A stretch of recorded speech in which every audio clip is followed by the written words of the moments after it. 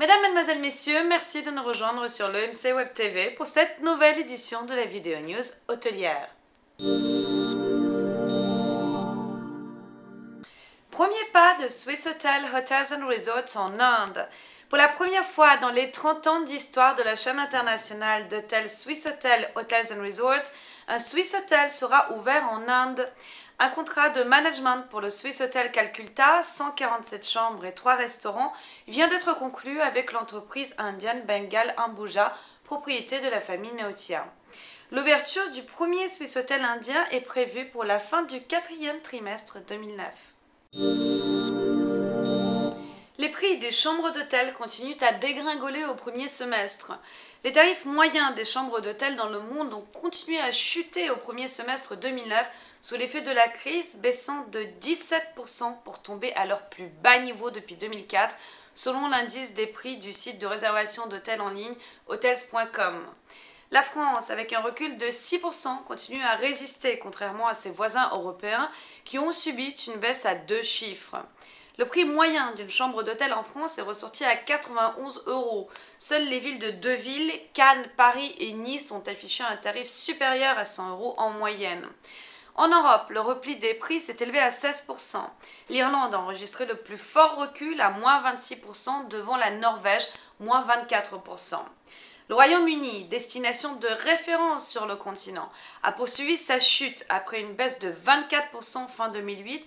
Le tarif moyen des nuitées a reculé de 22% sur les 6 premiers mois de l'année en raison notamment de la baisse de la livre sterling. La même tendance a été observée en Amérique du Nord, moins 17%, et en Amérique latine, moins 18%. Dans le monde, les plus forts replis ont concerné Bombay, moins 42%, et Moscou, moins 39%. La ville la plus chère est désormais Abu Dhabi, 190 €, devant Monte-Carlo, 178 € et Genève, 171 €. Depuis la tourmente provoquée par les attentats du 11 septembre 2001, on n'avait pas assisté à un tel effondrement des prix des chambres d'hôtel, a souligné David Roche, président de Hotels.com. Le baromètre Hotel Price Index d'Hotels.com, une filiale du voyagiste américain Expedia, recense environ 78 000 hôtels dans plus de 13 000 destinations dans le monde. Les tarifs indiqués correspondent aux prix payés par les utilisateurs du site. Une autre étude du comparateur de prix Trivago, effectuée sur 40 000 requêtes de tarifs sur Internet, a relevé mardi que les prix des nuitées en Europe avaient augmenté de 13% en septembre par rapport à août, après plusieurs mois de baisse. Ce rebond peut s'expliquer par la recrudescence du tourisme urbain en septembre, la même progression ayant été enregistrée à la rentrée 2008 selon les auteurs de l'étude. Les tarifs restent néanmoins inférieurs de 10% à ceux de l'an dernier, ont-ils précisé. Le Sri Lanka impose aux hôtels des prix planchers. Les autorités du Sri Lanka ont ordonné aux hôtels de luxe d'augmenter les prix de leurs chambres pour contrer une agressive guerre des prix dans le secteur provoquée par le retour en masse des touristes dans l'île depuis la fin du conflit avec les rebelles tamouls en mai. À partir de novembre, les hôtels de luxe de la capitale ne devront pas offrir de chambres à un tarif inférieur à 90 $, tandis que les hôtels de moindre catégorie devront proposer un tarif de moins 40 $, a indiqué mercredi le président de l'association des hôtels de Colombo. Pour attirer les touristes, les hôteliers de la ville se sont fait une concurrence acharnée et les plus petits hôtels ont eu des difficultés pour survivre, souligne le responsable d'un hôtel du bord de mer. Les tarifs de quelques 3000 chambres disponibles à Colombo se négocient entre 35 et 120 $. L'enseigne Renaissance Hotels and Resorts du groupe Marriott ouvre 2 nouveaux établissements à Paris et New York. À cette occasion, la marque change d'image et lance le concept Lifestyle. Renaissance Hotels and Resorts, l'enseigne du groupe Marriott, accueille donc 2 nouveaux établissements, le Renaissance Paris Arc de Triomphe et le Renaissance New York Hotel 57. Pour fêter l'événement, 2 concerts auront lieu simultanément en live à Paris et à New York avec Mr. Hudson, le chanteur anglais à New York, et la rockeuse Santi Gold à Paris. À cette occasion, la marque a décidé de changer d'image, avec d'une part un investissement de plus de 2 milliards de dollars injecté par nos propriétaires et nos franchisés dans la rénovation d'hôtels, et d'autre part la mise en place d'une nouvelle équipe chargée de la marque. Renaissance se positionne aujourd'hui comme la marque lifestyle incontestée du catalogue Marriott, déclare dans un communiqué de presse Tina Edmondson, Senior Vice President Lifestyle Brands and Renaissance Operations.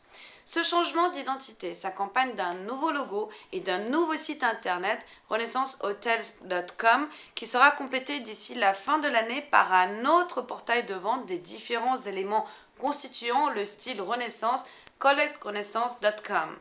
Parallèlement, Renaissance Hotels and Resorts a annoncé 24 nouvelles ouvertures d'ici à 3 ans. Parmi elles, le Renaissance Palm Springs Hotel en Californie, le Renaissance Malmö Hotel en Suède, le Renaissance Doha City Center dans les Émirats Arabes Unis, le Renaissance St. Pancras Hotel à Londres et le Renaissance Bangkok Ratchaprasong Hotel en Thaïlande. Le luxe gagne du terrain chez Exclusive Hotels. Cette année, la Luxury Collection du groupe s'est étoffée de 8 adresses 4 et 5 étoiles sur un total de 23 nouveautés. Sont ainsi devenus membres l'hôtel Métropole de Bruxelles, des Goring à Londres, le Plaza Lucchesi de Florence, le Palazzo Aminta sur le lac Majeur, le Byblos Art Hotel à Vérone et le Clos La Boétie à Sarlat, ainsi qu'à Paris l'hôtel Napoléon et l'hôtel Gabriel, réputé pour son concept de séjour détox. Au total, Exclusive Hotels, qui gère la représentation commerciale et les réservations de 200 hôtels indépendants, principalement en Europe, propose 47 adresses de luxe. Depuis cette année, ils sont regroupés dans une brochure séparée baptisée Luxury Collection, le reste des membres figurant dans la brochure Charme et Caractère. Pour autant, le groupe ne compte pas aller plus loin dans la course du haut de gamme.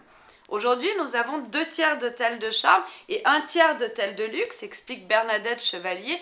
Et je pense que nous conserverons ce ratio, cet équilibre, c'est sûrement ce qui fait que nous sommes plus résistantes à la crise, dit-elle.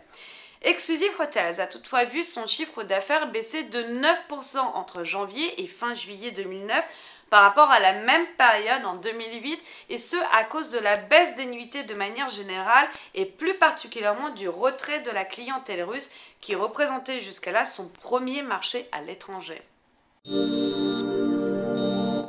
Mesdames, Mesdemoiselles, Messieurs, merci de nous avoir suivis. Rejoignez-nous la semaine prochaine pour plus de news sur l'OMC Web TV.